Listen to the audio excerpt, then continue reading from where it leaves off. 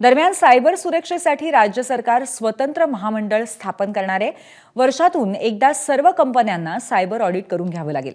कंपन्यांनी ऑडिट न केल्यास रोज 25,000चा दंड होईल।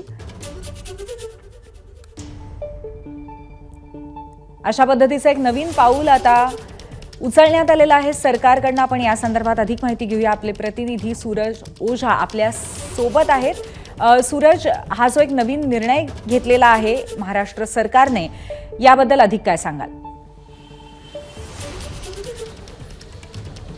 नक्की हा खूपच महत्त्वाचा पाऊल असा म्हटलं जात आहे, कारण की हा जो कॉर्पोरेशन असेल, पहिले महाराष्ट्र सायबर सेल होता, आता हा एक कॉर्पोरेशनमध्ये बदलला जाणार आहे। आणि ज्यानंतर आता जेवढी कॉर्पोरेट कंपनी महाराष्ट्रात आहे त्या महाराष्ट्रातल्या कंपनीला वर्षात एकदा सायबर ऑडिट करावं लागेल। सायबर ऑडिट यासाठी महत्त्वाचं आहे कारण की बऱ्याच अशी कंपनी आहेत ज्यावर सायबर अटॅक होतो आणि अटॅक झाल्यावर लोकांचे जे महत्त्वपूर्ण डेटा असतो तो लीक होऊन जातो। आणि त्यामुळे जेव्हा सायबर ऑडिट होईल आणि त्यानंतर सायबर ऑडिट केल्यानंतर असं समजेल की त्यांचे फायरवॉलमध्ये कुठे कमी आहे का, वीकनेस आहे का, कुठला ॲप जे आहे ते अनइन्स्टॉल केला पाहिजे, तर ज्या बऱ्याच टेक्निकल गोष्टी आहेत त्याला दुरुस्त केला जाणार आहे। आणि हा कंपल्सरी असणार आहे प्रत्येक कॉर्पोरेट कंपनीला की त्यांनी महाराष्ट्र सायबर कॉर्पोरेशन आहे त्याच्याकडनं सायबर ऑडिट करून घ्यावा। आणि वर्षात जेव्हा त्याची एक्सपायरी असणार आहे त्या एक्सपायरीनंतर तुम्हाला परत त्याला रिन्यू करण्यासाठी परत एक सायबर ऑडिट करावं लागेल।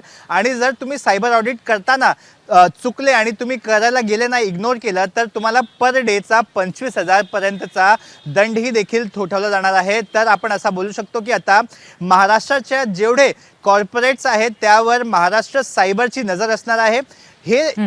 हा जो प्रकल्प आहे महाराष्ट्रात झाल्यानंतर दुसऱ्या राज्यातही देखील याची सुरुवात केली जाणार आहे। आणि तिकडची जी पोलीस यंत्रणा आहे त्यांना इकडची जे डिटेल्स आहे, कशा पद्धतीने बनवला गेलेला आहे त्याबद्दलची माहिती दिली जाणार आहे। आणि हे केल्यानंतर आता मनी मेकिंग कंपनी देखील ही बनली जाणार आहे। आतापर्यंत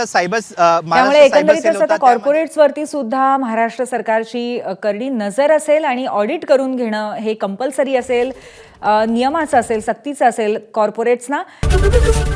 एबीपी माझा, उघडा डोळे बघा नीट।